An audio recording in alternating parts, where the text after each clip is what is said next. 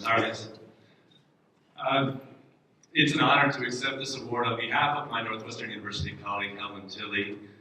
Helen has chosen, for reasons of her own, not to send her visual presence, but has sent her text, which I will read. So these are her words. Let me begin by saying how sorry I am that I can't be with you during this historic gathering and how grateful I feel to the Forest Committee for this signal honor.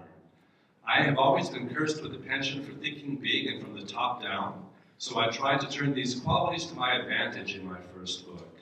Of course, that meant I took almost a decade to figure out all of the intersecting parts of my story, but the intellectual payoff still feels worth it. The questions at the heart of Africa as a Living Laboratory have to do with my desire to understand some of the epistemological dynamics of empire building. What did it mean for an entire continent to become simultaneously a laboratory for colonial control and scientific study?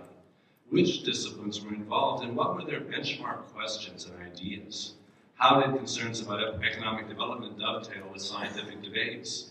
And in what ways did understandings of science change as British practitioners engaged more actively with Africans' ideas and practices? Now you might see what I mean about my curse. Big questions, indeed. And in fact, far from being just a scholarly project, most of these questions arose out of work I did in the 1990s with social and environmental justice groups active in what's now called the Global South. The book is actually full of surprises, at least to me. I argue, for instance, that those producing new scientific knowledge in British Africa began to undermine a range of popular ideas that circulated during the scramble for Africa. Ironically, this new research often challenged assumptions about Europeans' racial superiority, about Africans' technological backwardness, and even about the continent's abundant fertility. In their quest to modernize colonial territories, British officials were repeatedly forced to contend with the results of scientific studies that destabilized the very foundations of their imperial projects. My findings in this first book foreshadowed the questions I'm taking up now about how and why empires in Africa came to an end, and what effects decolonization had on state and Pan-African research priorities.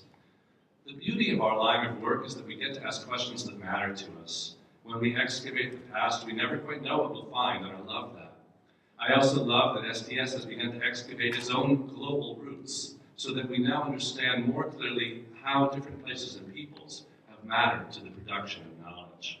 I feel blessed to have been able to learn from so many scholars in African, imperial, and science studies who have been thinking about these questions over the years. I would be remiss if I didn't pay tribute to Nancy Steppen, one of my earliest supervisors and a trailblazer in science studies in Latin America, and to Steve Fireman and Megan Vaughn, whose research redefined so many different debates about knowledge and therapeutics in African studies. To those at this meeting helping to coordinate the exciting new STS Africa network, I only wish I could join you. And to my several friends at this gathering, here's to having a virtual toast and a happy dance across the oceans. Thank you very much, says Helen Tilley.